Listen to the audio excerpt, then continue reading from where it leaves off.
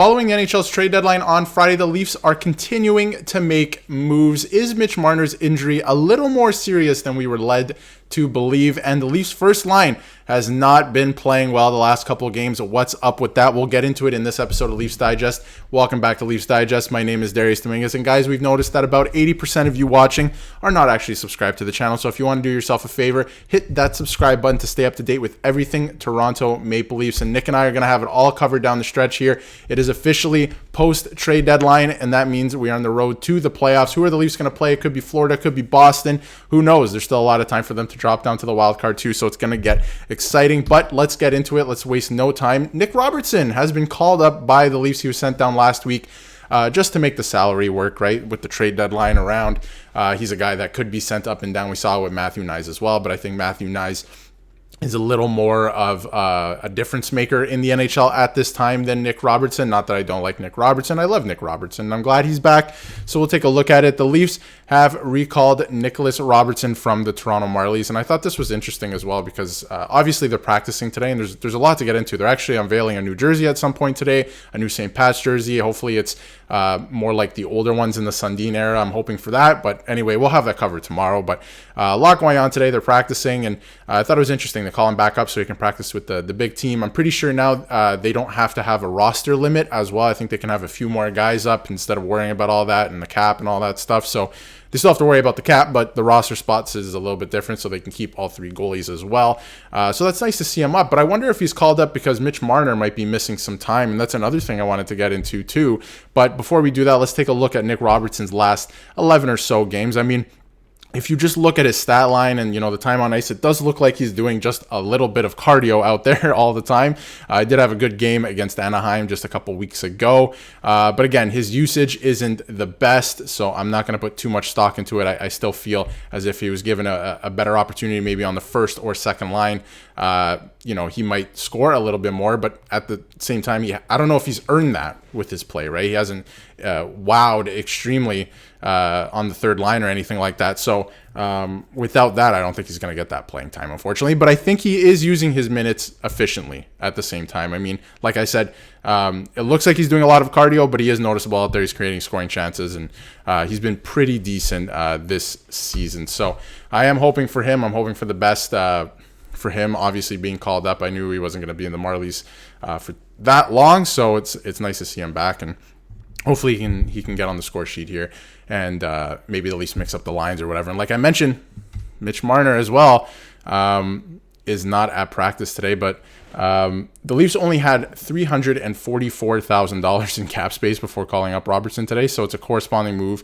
A corresponding move is coming as an update on Mitch Marner, who doesn't appear to be taking part in practice today. So obviously there is something coming. They don't play till Thursday, so there's they can kind of play with things as we go here the next couple of days, and I'm sure they'll be practicing a lot, and we'll hear more about potential injuries. And obviously there was a flu bug last week, so all that stuff, I think that'll be interesting to keep tabs on. But Mitch Marner and Jake McCabe are actually absent from Leafs practice today on Monday. Nick Robertson has been called up, and Toronto doesn't play until Thursday in Philadelphia, which is going to be a big game because Philadelphia is a pretty good team, still a worthy opponent. Leafs are going to have to play a good game, and they're going to be without John Tortorella, so that's going to be interesting to watch as well, because John Tortorella, has been suspended for 2 games following his actions on Saturday night, which were pretty funny.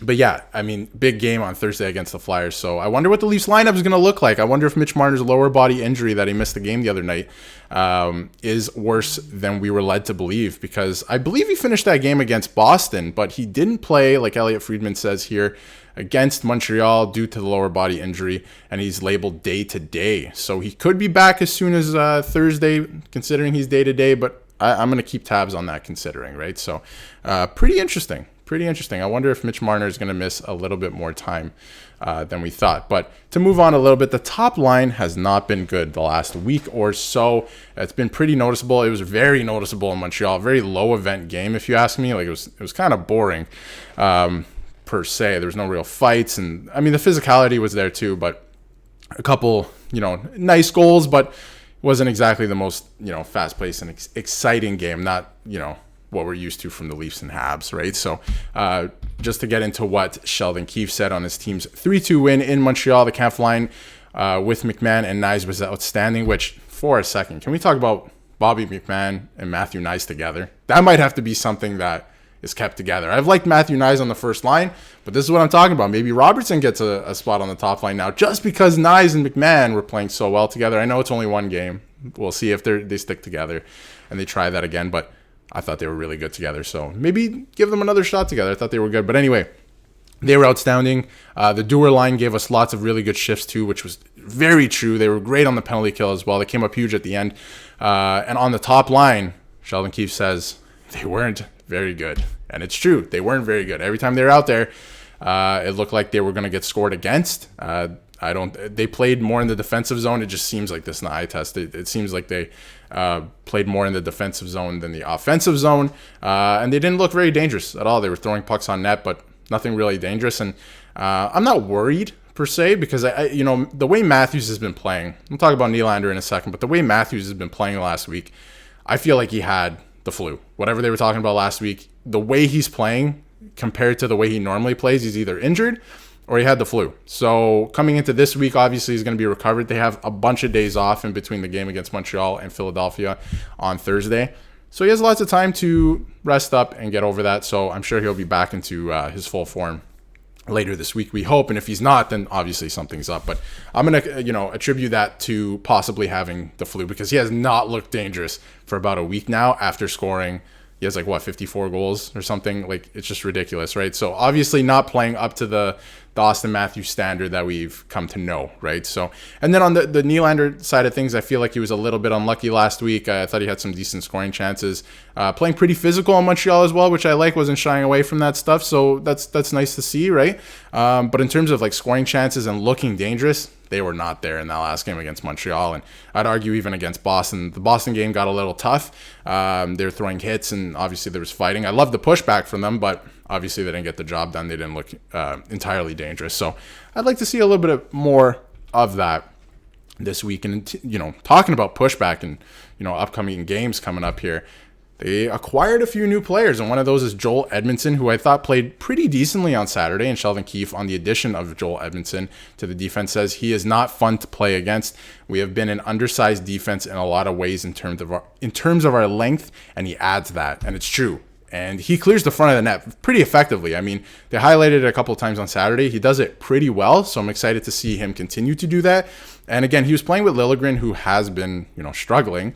So once Liljegren, either finds his footing or doesn't, and somebody else, takes that spot, I think Edmondson will, settle into his position a lot easier, because the Leafs had a lot of trouble against Boston clearing the front of the net. Edmondson does that beautifully, and I'm hoping he can continue to do that. And if they end up playing Boston in the first round, they have acquired somebody who can do, something they need more of very well, and I think that's exciting if you're a Leafs fan. So we'll see what they do down the stretch here. I think this week is underratedly, against the Flyers especially, underratedly a big game to see where the Leafs stand, especially the top guys. They've not been good for about a week now. You want to see what the new acquisitions do. Lyubushkin has been good as well. We've talked about it last week. I think Lyubushkin's been pretty good, but let me know what you think about Lyubushkin. And, Joel Edmondson, I want to see more out of him. So I think it's going to be an exciting week. And Dewar was great on the penalty kill, as well on Saturday. So that's fun to see. And I thought, he was just good overall. He seemed very good, responsively defensive, right? He was, getting high on the guy in the neutral zone. He was covering the centerman all the time, keeping tabs on things. He wasn't getting lost. It was good. So I want to see more out of that. But let me know what you think of the Leafs' new acquisitions on Saturday night. Are you excited to see them play more? Are you, disappointed in the trade deadline still? Let us know your thoughts. And are you disappointed in the top line, or do you feel like it's just, the peaks and valleys of a season? Will they find it, right? So let me know in the comments, and Nick and I will be back for another video tomorrow.